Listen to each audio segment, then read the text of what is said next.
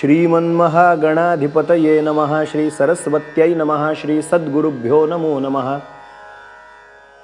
माला कमंडलुरधः करपद्मयुग्मे मध्यस्थपाणियुगुले डमरु त्रिशूले यस्यस्त ऊर्ध्वकरयोः शुभशङ्खचक्रे वन्दे तमत्रिवरदं भुजषट्कयुक्तम्।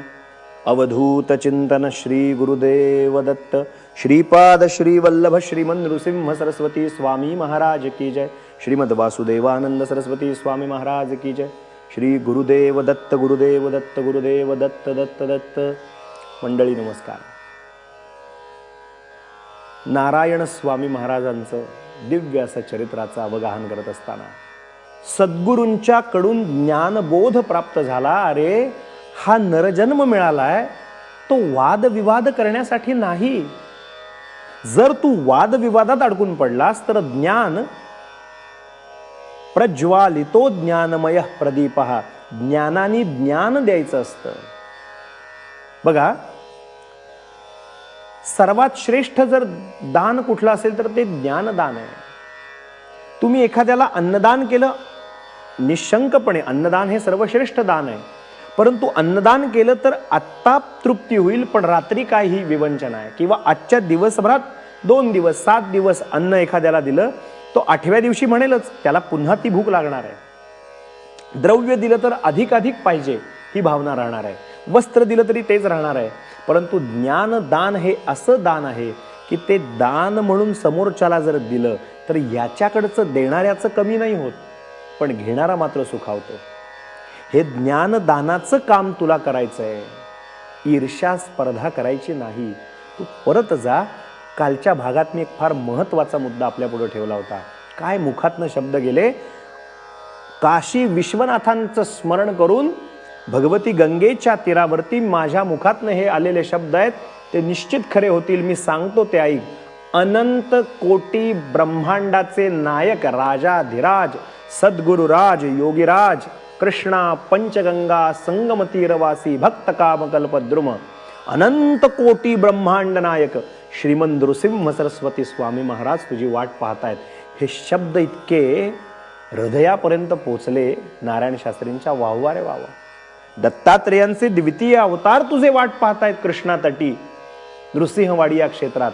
हे शब्द कानामध्ये पक्के धरले आणि स्वगृही आले। नारायण काय आनंद झाला। माझे शब्द कमी पडतील ते वर्णन सांगताना, माझे शब्द कमी पडतील। इतक्या वर्षांनंतर आपले पती पुन्हा ज्ञानार्जन करण्यासाठी गेलेले घरात परत आले। काय त्या पत्नीला आनंद झाला असेल, काय त्या पोरांना लेकरांना आनंद झाला असेल, आपण कल्पनाच करू शकत नाही या गोष्टीची। लक्षात घ्या। अहो एखादे घरामध्ये वडील एक 8-10 दिवसासाठी जर कुठे बाहेर गावी गेले असतील काही कामानिमित्तानं, ते 8-10 दिवसांनी घरी आल्यानंतर पोरं सारखी मागे पुढे वडिलांच्या करतात। काही खाऊ आणलाय का, काही बोलतील का। खूप दिवसांनी आपले वडील आपल्याला दिसले। इथे तर अनेक वर्ष झाली होती।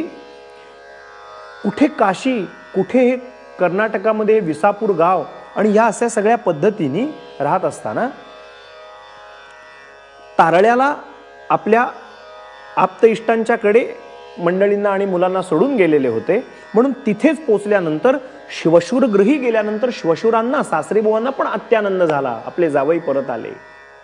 तो आनंद न वर्णन करण्यासारखाच आहे। अवर्णनीय असा आनंद प्राप्त झाला। आपले पती परत आले त्या यांच्या मंडळींना अतीव आनंद झाला। लेकरांना मुलाबाळांना अत्यंत आनंद झाला। काही काळ तारळ्याला राहिल्यानंतर आपल्या स्वगृही विसापूरला पोचले। आता मात्र चित्ताची भूमिका कशी होती सांगू का। जोडोनिया धन उत्तम व्यवहारे उदास विचारे वेच करी।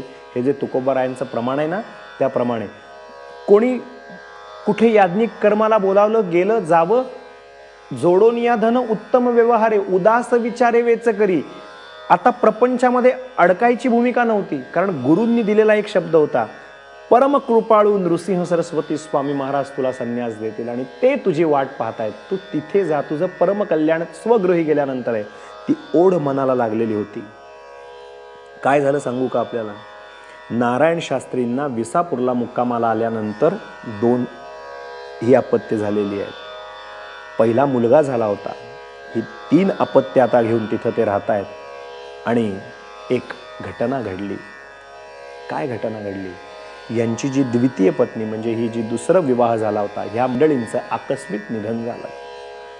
ही पत्नी स्वर्गवासी झाली. जणू काही आपल्या पतीला चतुर्थाश्रम नृसिंह सरस्वतींकडून मिळणार आहे म्हणून जणू काही मार्गच त्या माऊलीनं प्रशस्त केला असं म्हटलं तर काही हरकत नाही. शास्त्री बुवांनी आपली 3ही अपत्य घेऊन विसापूर सोडून कोल्हापूरला आले. कोल्हापूरला विश्वंभर जो होता त्या आपल्या मुलाला पुण्याला आपल्या एका मित्राच्या घरी शास्त्राध्ययन करण्यासाठी पाठशाळेत पाठवून दिलं आणि आपल्या 2 मुली ज्या होत्या त्या 2 आपल्या कन्यकांना आपल्या एका आप्तांच्या घरी नातेवाईकांच्या घरी कोल्हापुरात ठेवलं. आणि त्यांनी काय केलं तर आता चतुर्थाश्रम म्हणजे संन्यासाश्रम घेण्याची ओढ मनात निर्माण झाली असल्यामुळे लक्षात घ्या, त्याची पूर्व पीठिका तयार व्हायला नको का? त्याची पार्श्वभूमी तयार व्हायला नको का? उगाच कोणी गेला आणि संन्यास घेतला असं घडेल का? म्हणून त्याची भूमिका तयार व्हावी म्हणून कोल्हापूर पासून जवळ 2-4 मैल अंतरावरती असलेलं एक सुंदर असं भगवतीचं ठिकाण आहे. बघा, हा आमचा जो कोल्हापूर जिल्ह्याचा जो संपूर्ण भाग आहे ना, भगवतीच्या देवदेवतांच्या वास्तव्यानं पुनीत झालेली अशी ही दक्षिण काशी असं म्हटलं जातं करवीर क्षेत्राला. या कोल्हापूर पासून जवळ 2-3 मैलावरती कात्यायनीचा डोंगर आहे. त्या कात्यायनी मातेच्या डोंगरावरती रम्य आणि निर्जन अशा त्या डोंगरात मंदिराजवळ एक झोपडी बांधली आहे आणि त्या झोपडीमध्ये शास्त्री बुवा राहू लागले. आणि भक्ताच्या ठिकाणी जे अमानित्वादी जे काही गुण आहेत, जे योग्याच्या ठिकाणी असलेले जे काही गुण आहेत, अष्टांग योगाचा अभ्यास असेल, अमानित्वादी जे काही सद्गुण आहेत त्यांचा उत्तम पद्धतीचा अभ्यास शास्त्री बुवांनी तिथं सुरू केला. काय घडलं नेमकं कात्यायनीच्या डोंगरावरती तेही ऐकण्यासारखं आहे. कात्यायनीच्या डोंगरामध्ये मुक्कामाला असताना कात्यायनी देवीचं मंदिर आहे, त्याच्या बाजूला झोपडी बांधून राहू लागले. संन्यास धर्माचा अभ्यास तिथं सुरू केला. शास्त्री बुवा कात्यायनीच्या पुढे भजनानंदात रंगून जायचे, भजन सेवा करू लागले. काय व्हायला लागलं हो? सद्गुरूंची एकीकडे ओढ आहे, एकीकडे भगवतीच्या पुढे सेवा चालू आहे आणि अशा वेळेला एक सुंदर अशी विलक्षण घटना आयुष्यात घडली. काय घडली ती घटना मी उद्याच्या चरित्राख्यानात आपल्याला सांगतो. आज इथेच वाणीला विराम देऊया.